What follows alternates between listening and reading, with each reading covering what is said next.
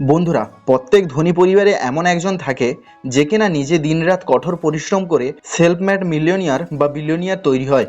আর তার ফলে তার ছেলেমেয়েরা বা তার আগামী নেক্সট জেনারেশনরাও ধনী হয়ে বাঁচতে পারে। কিন্তু বন্ধুরা, ধনী হওয়ার থেকে ইম্পর্টেন্ট হলো সবসময় নিজেকে ধনী বজায় রাখাটা।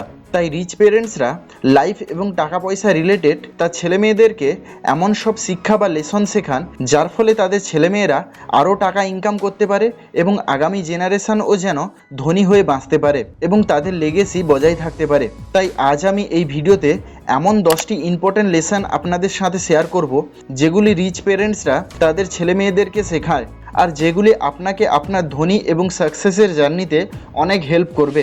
So number 1, rich parents builds the rich mindset of their kids.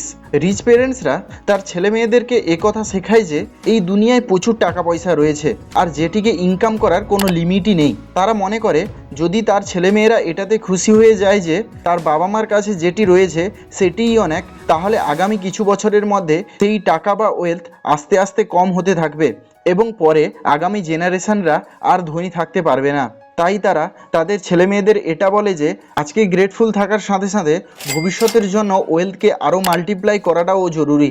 একই রকম মিডল ক্লাস পেরেন্টসরা তার ছেলে মেয়েদেরকে শেখায় যে তাদেরকে একটা সিকিউর লাইফের প্রতি চলতে হবে এবং যে সেভিংটি রয়েছে তার উপর ডিপেন্ড থাকতে হবে লাইফ টাইম ধরে, ওই সেভিংস থেকেই খরচ করতে হবে। মিডল ক্লাসরা তাদের ছেলে মেয়েদেরকে হায়ার স্টাডির জন্য প্রেসারাইজড করে যাতে তারা একটি স্টেবল সিকিউরিটি সম্পন্ন জব করতে পারে। কিন্তু অন্যদিকে রিচ পেরেন্টসরা তাদের ছেলে মেয়েদের ইন্টেলিজেন্স, স্টাডি বা মার্কশিট দেখে জাজ করে না, বরং তারা মনে করে যে তাদের ছেলে মেয়েদের মধ্যে সেই সব গুণ রয়েছে যেটি তাদের ধনী বানাতে পারে। তাদের মেন্টালিটি ঠিক এই রকম, I believe in you, you can achieve anything in life whatever you heart desire. মানে তোমার উপর আমার দৃঢ় বিশ্বাস যে তুমি লাইফে ওই সব কিছু পাবে যে সব কিছু তুমি মন থেকে চাও। এরপর number 2, difference between assets and liabilities. Rich পেরেন্টসরা তার ছেলে মেয়েদেরকে শেখায় যে নিজের টাকা সবসময় অ্যাসেট কেনার পিছনে ইনভেস্ট করা দরকার, নাকি লাইবিলিটিস। আর ওই অ্যাসেট থেকে পাওয়া রিটার্ন থেকে তুমি তোমার শখ পূরণ করতে পারো বা লাইবিলিটিস কিনতে পারো। এখন আপনি নিশ্চয়ই ভাবছেন যে এই অ্যাসেট আর লাইবিলিটিস জিনিসটা আবার কি। তাহলে এটিকে সিম্পলভাবে বললে অ্যাসেট হলো ওই বস্তু যেটি আপনার পকেটে টাকা এনে দেবে, যেমন একটি সাকসেসফুল বিজনেস, কোনো জায়গা থেকে রেন্টাল ইনকাম, ইনভেস্টমেন্ট বা কোনো ক্রিয়েটিভ কাজ থেকে রয়্যালটি ইত্যাদি। আর লাইবিলিটিস হলো ওই বস্তু যেটি আপনার পকেট থেকে টাকা বের করে নিয়ে যাবে, যেমন গাড়ি, দামি জামা কাপড়, নতুন ফোন ইত্যাদি ইত্যাদি। আর এটার মানে এই নয় যে রিচ লোকেরা শুধু অ্যাসেট কেনে, দামি জিনিসের পিছনে টাকা খরচ করে না। তারাও গাড়ি, দামি জামা কাপড়, দামি ওয়াচ কেনে, কিন্তু ডিফারেন্স শুধু এটাই যে তারা তাদের পরিশ্রম করা টাকা দিয়ে কোনো কিছু কেনে না, বরং তারা তাদের অ্যাসেট থেকে আসা প্রফিট বা ইনকাম দিয়ে সব শখ পূরণ করে। এরপর 3 number lesson, good loan versus bad loan.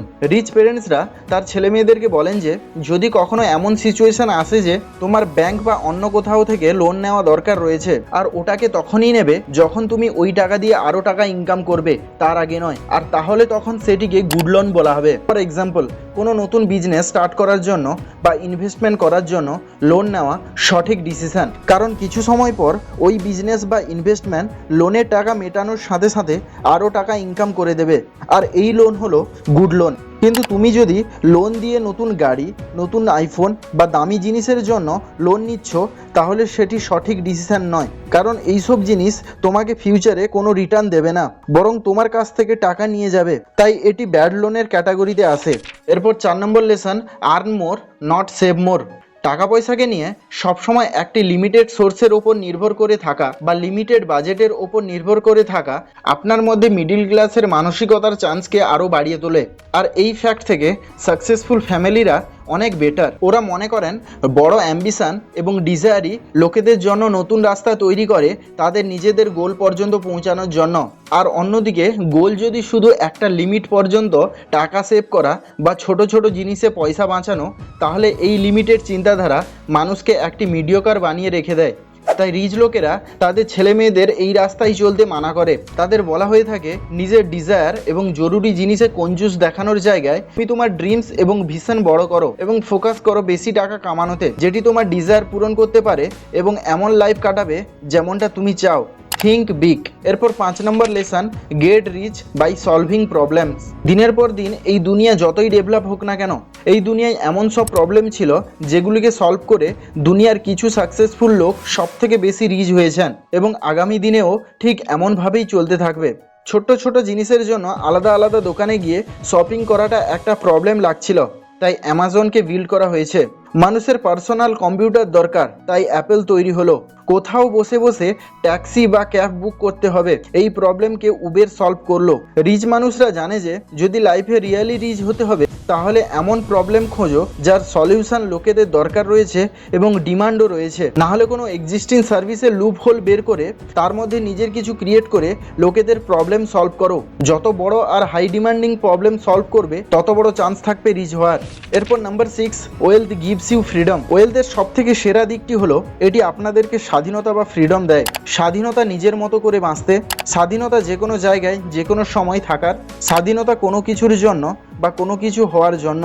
যদি আপনি নতুন বিজনেস স্টার্ট করতে চাইছেন বা পুরনো জবকে ছেড়ে নতুন কিছু করবেন, পুরো দুনিয়া ঘুরতে চান, চ্যারিটিতে টাকা দান করতে চান, আর এই সব কিছুর জন্য দরকার হয় আপনার ডিসিশনের। আর কোনো চিন্তা ছাড়াই আপনি তখনই এই সব কিছু করতে পারবেন যখনই আপনি ফাইন্যান্সিয়ালি ক্যাপেবল হবেন।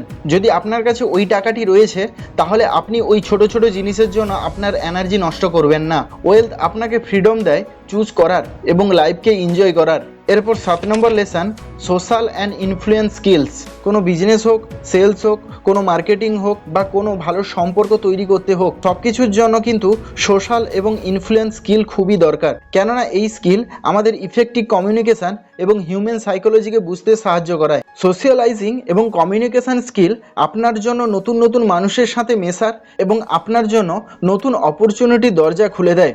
আর আপনার আশেপাশের লোকের ওপর ইনফ্লুয়েন্স করাটা দেখায় যে আপনার মধ্যে লিডারশিপ কোয়ালিটিও রয়েছে। আর এই স্কিল ফাইন্যান্সিয়াল ওয়ার্ল্ডে খুবই জরুরি একটি জিনিস। তাই রিচ লোকেরা তার ছেলে মেয়েদের নতুন মানুষের সাথে দেখা করায় এবং ইভেন অ্যাব্রোড পাঠায় যাতে তারা গ্লোবাল এক্সপ্লোজার পেতে পারে। আর সেটা বিজনেস ওয়ার্ল্ড হোক বা পার্সোনাল লাইফ, দুটোতেই যেন সোশ্যালি স্মার্ট হয়। ফলে তারা লোকেদেরকে ভালোভাবে জানতে পারবে, বুঝতে পারবে এবং নিজের আইডিয়াকে থটে কনভার্ট করতে পারবে এবং একজন বেটার লিডার হয়ে উঠতে পারবে। এরপর 8 number lesson, you are not special. Self made millionaire ও বিলিয়নিয়ার প্যারেন্টসরা জানেন যে তাদেরও নর্মাল জন্ম হয়েছিল বাকিদের মতো, তাদেরও লাইফে অনেক প্রবলেম ছিল, তাদের কাছেও বাকিদের মতো দিনে 24 ঘন্টা ছিল, তারা কেউ স্পেশাল ছিল না। আজ তারা যা হয়েছেন নিজের পরিশ্রমের ফলেই হয়েছেন, কোনো লটারি জিতে নয়। আর এই লাইফ রুলস এবং উইজডম তার ছেলে মেয়েদেরকেও শেখায় তারা যে তুমি কেউ স্পেশাল নও আর এই ওয়ার্ল্ড তোমার চাকর নয় যে তোমাকে এসে এনে দেবে। এটা শুধু তোমার উপর ডিপেন্ড করছে যে তুমি নিজের ফিউচার কেমন বানাবে। তুমি জন্ম থেকে স্পেশাল নও, যা করতে হবে পরিশ্রম করেই অর্জন করতে হবে। এরপর 9 number lesson, don't work for money, habit work for you. Poor এবং মিডিল ক্লাস মানুষরা ঘন্টার পর ঘন্টা পরিশ্রম করে নিজের টাইম দেওয়ার পর টাকা নেয় আর সেই টাকাটিকেও খরচ করে ফেলে। কিন্তু রিচ লোকেরা নিজের টাকাকে দিয়ে আরও টাকা তৈরি করে। আর এই মানসিকতা অনেক পার্থক্য রয়েছে এই দুই প্রকার মানুষদের মধ্যে। পোর এবং মিডিল ক্লাস মানুষদের মনে হয় যে ইনভেস্ট করার জন্য অনেক টাকার প্রয়োজন হয়, কিন্তু রিচ মানুষরা নিজের ইনকাম করা টাকাকে আরও ইনকাম করার পিছনে বা নিজের টাইম সেভ করার পিছনে লাগান। তাই বেশিরভাগ বিলিয়নিয়ারের 7 স্ট্রিম অফ ইনকাম নিশ্চয়ই থাকে। তাই রিচ পেরেন্টসরা তার ছেলে মেয়েদেরকে শুধু হার্ডওয়ার্ক করার জন্য বলে না, বরং হার্ডওয়ার্ক এবং স্মার্ট ওয়ার্ক কম্বাইন করে কাজ করার কথা বলে। যেমন প্রথমে টাকা ইনকাম করা হলো হার্ডওয়ার্ক এবং সেই টাকা থেকে মাল্টিপল ইনকাম ক্রিয়েট করা হলো স্মার্ট ওয়ার্ক। এরপর লাস্ট এবং 10 number lesson, money is just a tool not life's purpose. যে মানুষরা তার লাইফের বেশিরভাগ সময় বা কিছু সময় ফাইন্যান্সিয়াল প্রবলেম এক্সপিরিয়েন্স করেছে তার মাথায় কেবলমাত্র একটাই থট সবসময় ঘুরে বেড়ায়, আর সেটা হলো টাকা। আর সে ওই অ্যাকর্ডিংই অ্যাকশন নিতে থাকে। দীর্ঘ সময় ধরে টাকা পয়সা প্রবলেম থাকার কারণে সে আর অন্য কিছু ভাবতেই পারে না, তার কাছে শুধু টাকাই ইম্পর্টেন্ট। কিন্তু রিচ মানুষরা এমনটা ভাবে না আর তার ছেলে মেয়েদেরকেও এইরকম মানসিকতা থেকে দূরে রাখে। তারা মনে করে টাকা একটি ইম্পর্টেন্ট বস্তু, কিন্তু টাকা সব কিছু নয়, বরং তারা মনে করে টাকা হলো এমন একটি টুল যেটি তাদের লাইফের গোল অ্যাচিভ করতে সাহায্য করে। টাকা লাইফে ফ্রিডম এবং কমফোর্ট দেয়। এই জন্য রিচ পেরেন্টসরা তার ছেলে মেয়েদের টাকার ইম্পর্টেন্স শেখানোর সঙ্গে সঙ্গে লাইফের অ্যাম্বিশন এবং পারপাসের ভ্যালুকেও শেখায়। তারা মনে করে উইদাউট পারপাস লাইফ মিনিংলেস হয়ে থাকে। তাই আপনিও লাইফের প্রতি একটি স্বাধীন মানসিকতা রাখুন। আর এরই সাথে এই ভিডিওটি এখানেই শেষ হচ্ছে। যদি ভিডিওটি ভালো লেগে থাকে তাহলে ভিডিওটিকে লাইক এবং শেয়ার করবেন এবং চ্যানেলটিকে সাবস্ক্রাইব করে বেল নোটিফিকেশনটিকে অলে সেট করে রাখবেন যাতে নেক্সট ভিডিও মিস না করেন।